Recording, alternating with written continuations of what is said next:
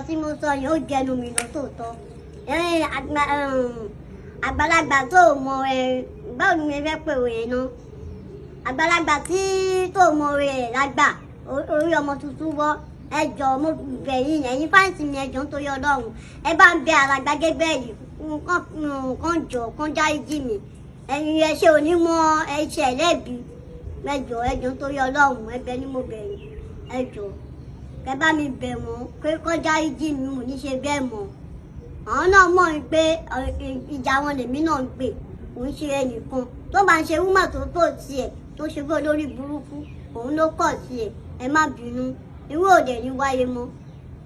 ẹjọ́ torí tọ́lọ́ gẹ́gẹ́ bí Aunty Ramota sì sọ mo fi ẹjọ́ ẹ má bínú torí tọ́lọ́ ẹjọ́ torí tọ́lọ́ wọn ní tí èèyàn bá mọ ẹ̀ṣẹ̀ lẹ́ṣẹ̀ kò ní pẹ́ lórí ìkúnlẹ̀ ẹjọ́ títí torí tọ́lọ́ wúmà yẹn òun ló ń trigger Aunty Ramota pé òun àwọn máa kọ́lé yẹn fún wọn kó máa wọrí kíníkan kó máa bà Agbala Gabriel jẹ́ kankan oríṣiríṣi bẹ́ẹ̀ yẹn Aunty Ramota nǹkan tó bá dẹ̀ sọ sí wọn lẹ́nu ló máa sọ nǹkan tó bá sọ lẹ́nu ló máa sọ àgbàlagbà bẹ́ẹ̀ yẹn lè wá ń sọ pé kò báyìí mo ti wá wọn débi tó ń lọ máa ń wá sí mi rí wọn mo ti wá wọn pé wúmà yẹn wọn máa ń láti bọ́ síta wá sọ ti tẹnu wọn ẹjọ́ torí ti tọ́lọ́run ẹjọ́ torí mo rí pàrọ̀ wọ́n ti ń gbé wọ́n ti ń follow wọ́n ti ń report wọ́n ti ń ṣe wọ́n ti ń ṣàwé mi ò sí pé bàtí máa ta ìṣẹ̀lẹ̀ bọ́ kó lè ṣẹlẹ̀ sí Aunty Ramota kí má dá sí kí má sọ sí àjẹmọ́ kọ́ṣọ̀ wọn bọ̀ àti àgbàlagbà ni wọ́n ọ máa ṣe 50 years nínú mọ́ọ̀tì ọjọ́ ló máa ṣe 50 years náà June 13 Aunty Ramota máa pé 50 years so ọmọ 50 years ọmọ 30 years ẹni pò ju àwọn lọ ní mo lè bá wọn sọ̀rọ̀ bọ̀ tí báyìí pé mo wá bẹ́ẹ̀ ni màá kọ́ṣọ̀ wọn bọ̀ mi ò sí bẹ́ẹ̀ ẹjọ́ torí tọ́lọ́run mo bẹ̀ gbogbo ẹ̀yin àtẹ̀yìntẹ̀ wa lóyìnbó àtẹ̀yìntẹ̀ wa Nàìjíríà ibikíbi tó bá òkè wa ẹjọ́ títóbi Ọlọ́run mo fi bẹ̀ yẹn ẹjọ́ ẹ̀dá ìjà àti ẹjọ́ torí tọ́lọ́run ẹjọ́. Ibi báyìí ni a wà lọ́jọ́ yẹn Èbúté Council ló pe Aunty Ramota torí oníṣẹ́ tó fẹ́ ṣe so pé kó wá gba inú owó iṣẹ́ yẹn àti ẹran ọdún pẹ̀lẹ́mi náà so àdẹ̀dẹ̀ bí báyìí mú máa yí àmọ́rí from nowhere ó ṣe bí fáǹsì wa tó wá kí Aunty Ramota even though Aunty Ramota gan ò dá lóhùn lọ́jọ́ yẹn mo dẹ̀ sọ fún máa pé ara ń kọ wọn pé wọn ò sí ní good mood mú máa wá ní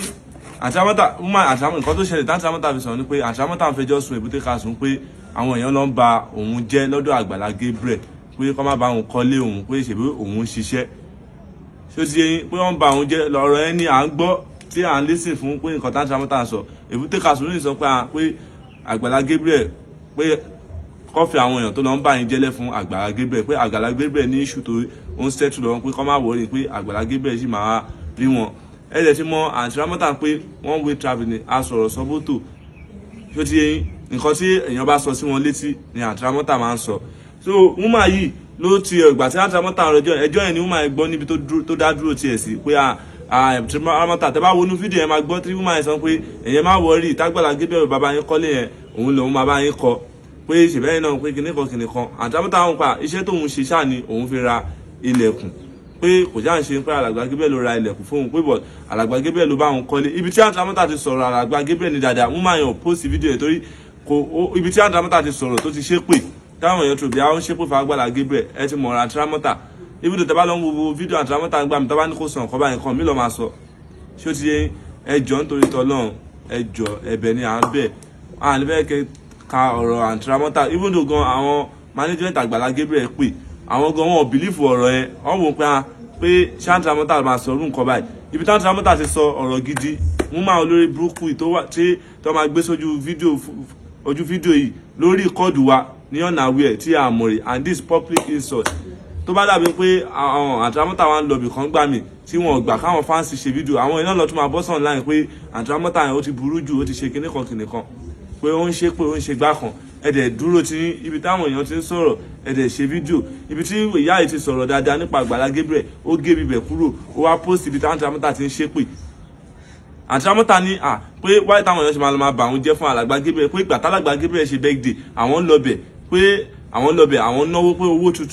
owó tuntun pé àwọn ná pé Alàgbà Gabriel tún fún àwọn lówó gbogbo nǹkan yẹn ẹni yẹn yọ kúrò ńbẹ̀ ibi tí Aunty Ramota ti wá ṣe pé ó wá post ẹ̀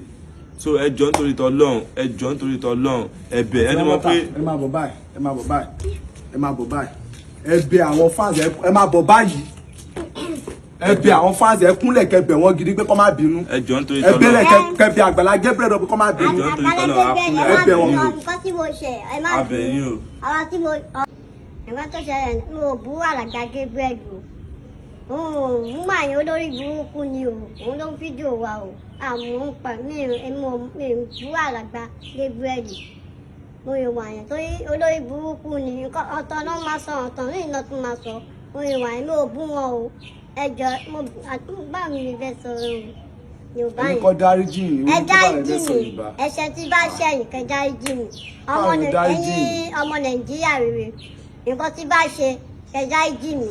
nǹkan tí ń bá ṣe mi ò ní ṣe nǹkan tí ń bá tò mi ò ní ṣe ẹjọ́ ẹ dáríjì mi ẹ bá ń gbé Agbala Gabriel nìkan dáríjì mi ò ní ṣe bẹ́ẹ̀ mọ́ ẹjọ́. ẹ̀yin èèyàn ẹjọ́ ní ìsìtorí tìtọ́lọ́run ṣẹ́rí nǹkan báyọ̀ lè ṣẹlẹ̀ tí mo jẹ̀ máa wà pẹ̀lú Aunty Ramota bí ò tẹ́ ń ṣe gbogbo ìgbà kí mo má lè sọ sí ṣe get even kí Agbala Gabriel even kan máa sọ̀rọ̀ ẹlẹ́dàá wọn ń jà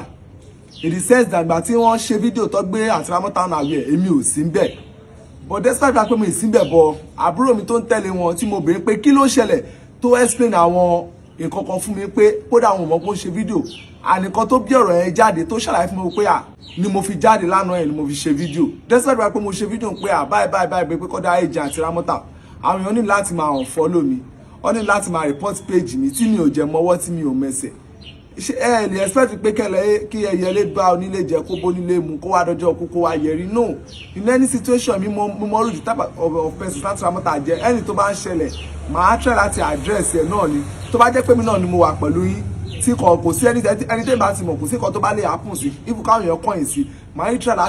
láti guide nǹkan tájọ wà fúnra wa fún ni nǹkan tó bá fẹ́ sọ pé èèyàn láṣọ èèyàn nìyẹn k'Agbala Gabriel má sọ kói ẹlẹ́dàá Agbala Gabriel ó ti jà fún Agbala Gabriel bọ̀ mo fẹ́ kí Dáre wá kó wá sọ bí ọ̀rọ̀ yẹn ṣe ṣẹlẹ̀ Aunty Ramota jẹ́ kó máa ń mi pé ibi tí àwọn ti sọ tọ́rọ̀ ti bẹ̀rẹ̀ ẹni yẹn kọ̀ tiẹ̀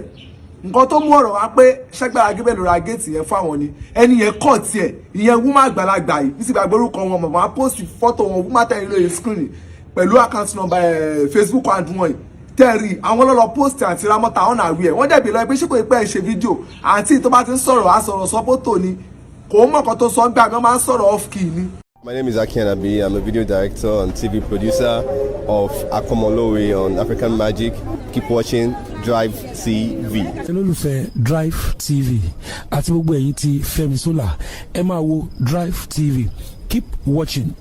Drivetv. My name is Wole Agba. Taking this time out to tell you all that you keep watching Drivetv. What drive ẹ̀wọ̀ ní ògo ẹ̀? What drive ẹ̀wọ̀ fulfilment? What drive ẹ̀wọ̀ bí tó bá lọ? Ó ní iṣẹ́ rẹ̀. Ibi ni kò máa wò Drivetv. Thank you. Chloe.